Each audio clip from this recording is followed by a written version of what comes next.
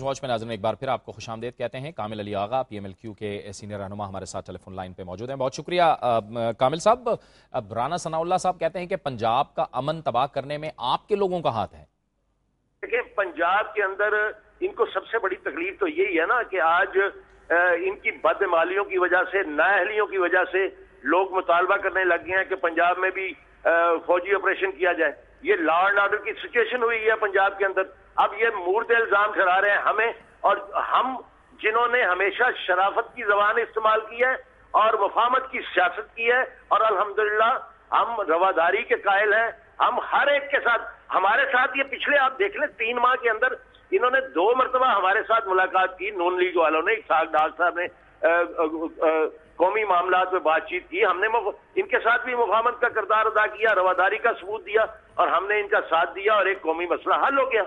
بہت شکریہ کامل علی آغا، ہم سے گفتگو کر رہے تھے۔ اور اب ہم جانیں گے متحدہ قومی موومنٹ کا رد عمل رانا ثناء اللہ کے ان بیانات پر۔ اس وقت ہمیں جوائن کیا ہے ٹیلی فون لائن پر متحدہ قومی موومنٹ کے رہنما خواجہ اظہار الحسن نے۔ بہت شکریہ خواجہ صاحب، بڑے شدید بیانات ہیں آپ کی جماعت کے بارے میں اور PMLQ کے بارے میں جو رانا ثناء اللہ صاحب نے کہے ہیں، آپ کا موقف کیا ہے اس پر؟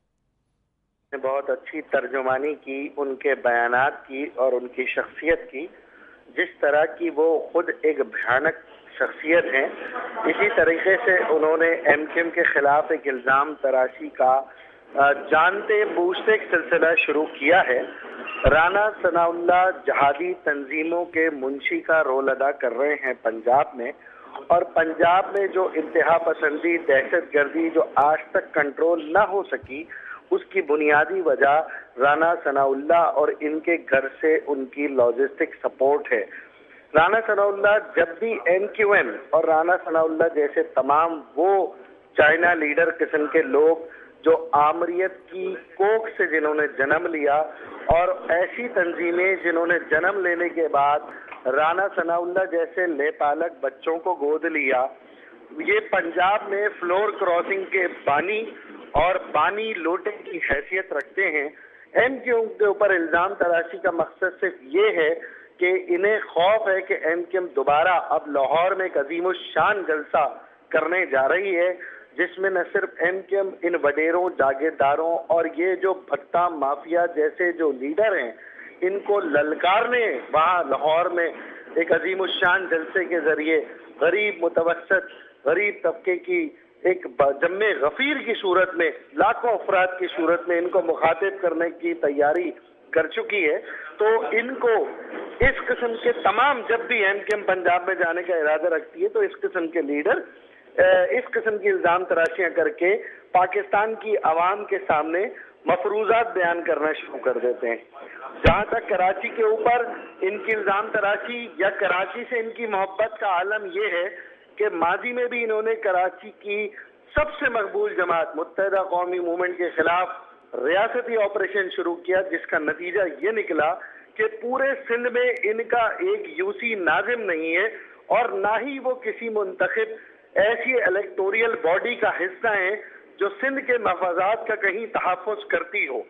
تو ان کی پارٹی جو کہ اپنی انہی مطلق العنان پالیسیاں اور اس قسم کے ناعاقبت اندیش لیڈران کی وجہ سے 2/3 میجورٹی سے سمٹ کر پنجاب کی ایک لسانی پارٹی بن چکی ہے۔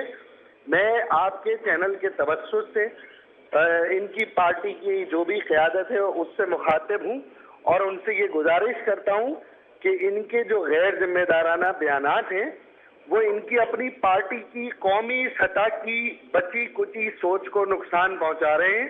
خدارا اپنی پارٹی کو بچائیں، اور اپنے اس وزیر جو پنجاب کے اندر خود ایک بدنام ترین جہادی تنظیموں کی لاجسٹک سپورٹ اور غیر قانونی پلازا اور بھٹا مافیا کے سرپرست اعلیٰ ہیں، ان کو لگام دیں۔ بہت شکریہ خواجہ اظہار الحسن، اور اس وقت ہمارے ساتھ موجود ہیں پنجاب کے وزیر قانون رانا ثناء اللہ۔ بہت شکریہ رانا صاحب، اتنے سخت بیانات آپ دے رہے ہیں۔ آپ کی تو اپنی قیادت خود MQM سے ملنے گئی تھی، اسحاق ڈار صاحب گئے تھے، اور دوسری جانب آپ نے اتنے شدید بیانات شروع کر دیے۔ آپ کی تو ساری جماعتوں سے کٹی ہو رہی ہے۔ دیکھیں، ہم ان کو اب بھی ملنے کو تیار ہیں کہ یہ اپنے جو غلط عمل ہے، جس عمل کی وجہ سے کراچی جو کہ پاکستان کا فائنینشیل ہب ہے وہ بالکل پیرالائز ہو گیا ہے، تو اپنے ان یعنی عمل کو یا اس اپنے جو ایکشنز ہیں ان سے یہ باز آ جائیں. ہم تو ان کو یہ تو نہیں کہہ رہے کہ آپ اس ملک میں سیاست نہ کریں یا آپ پنجاب میں نہ آئیں. یہ بالکل پنجاب میں آئیں, ہم ان کو پورا لیگل تحفظ دیں گے. یہاں پہ یہ آئیں, اپنا پروگرام جو ہے یہ لوگوں کے سامنے رکھیں. لیکن جو یہ وائلنس کے یعنی اوپر اترے ہوئے ہیں اور کراچی میں جس طرح سے ٹارگٹ کلنگ ہو رہی ہیں, اور اب انٹیلیجنس اداروں نے جو رپورٹس پیش کی ہیں اور جو بندے پکڑے ہیں ان میں سے جو ہے وہ یعنی 50% سے زیادہ, کوئی 60-70% لوگ جو ہیں وہ ان کے ہیں. تو ان کو چاہیے کہ اپنے جو اعمال ہیں ان کو درست کریں, بجائے اس کے کہ یہ اب یعنی ایک اور یعنی جس طرح سے یہ آمریت کی پیداوار ہیں اور اسی طرح سے ایک اور جماعت جس کا نام کیو لیگ ہے وہ بھی ایک آمر نے اپنے ایک دوست کے کہنے کے اوپر اپنے اقتدار کو طول دینے کے لیے بنائی تھی. رانا صاحب کامل علی آغا صاحب تو کہتے ہیں کہ ان کی قیادت گئی ہے کراچی, انہوں نے کراچی کے امن پہ بات کی ہے, اب انہوں نے اپنی ذمہ داری پوری کی ہے, آپ کی قیادت بھی چلی جائے وہاں بجائے اس کے کہ آپ تنقید کر رہے ہیں. دیکھیں اس میں یعنی ذمہ داری کیا انہوں نے پوری کی ہے, وہ تو جا کے یعنی ان کو جو ہے وہ سپورٹ دے رہے ہیں. یعنی کیو لیگ نے ایم کیو ایم کو جو آ کے وہاں پہ سپورٹ دی ہے اور وہاں پہ انہوں نے اس قسم کا معاہدہ کیا ہے جو کہ وہاں پہ خود انہی کی زبانی ہمیں سننے کو ملا ہے کہ جی سندھ میں جو ہے ایم کیو ایم جو ہے وہ کیو لیگ کو سپورٹ کرے گی اور پنجاب میں کیو لیگ جو ہے وہ ایم کیو ایم کو سپورٹ کرے گی. اب یہ کیو لیگ سے پوچھیں کہ 2006-07 کے بعد کون سی تبدیلی آئی ہے ایم کیو ایم میں, کیونکہ 2006 میں تو جب ایم کیو ایم یہاں پہ آ کے ایک جلسہ کرنا چاہتی تھی لاہور میں, تو اس وقت تو انہوں نے باقاعدہ یہ کہا تھا کہ جی یہ جرائم پیشہ لوگ ہیں اور یہ یہاں پہ آ کے جرائم پیشہ لوگوں کی سرپرستی کر رہے ہیں اور ہم ان کو پنجاب میں داخل نہیں ہونے دیں گے. تو اب یہ کون سی تبدیلی آ گئی ہے ایم کیو ایم میں پچھلے 2 سال میں؟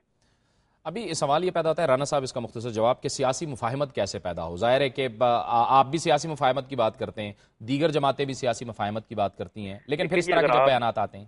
دیکھیں جاوید صاحب, اگر ایک ہاتھ میں آپ بندوق پکڑے رکھیں اور ایک طرف آپ جو ہے وہ یعنی ٹارگٹ کلنگ میں ملوث ہوں اور دوسری طرف آپ کہیں کہ آپ کے ساتھ سیاسی مفاہمت جو ہے وہ ہونی چاہیے, تو اس طرح سے تو سیاسی مفاہمت نہیں ہو سکتی. بہت شکریہ. رانا ثناء اللہ وزیر قانون پنجاب ہم سے گفتگو کر رہے تھے. وقت ہوا چاہتا ہے ہمارے پروگرام میں ایک بریک کا, اور بریک کے بعد ہم ذکر کریں گے کہ آخر جب حکومت پہ آئی تو فیصلہ کر لیا گیا کہ اب کابینہ کے سائز میں کمی کی جائے گی, اور 18ویں ترمیم کے تحت بھی یہ فیصلہ ہو چکا تھا. کیا اب یہ کمی کرنے سے کچھ فائدہ ہوگا؟ ان تمام معاملات پر بات ہم کریں گے ایک بریک کے بعد.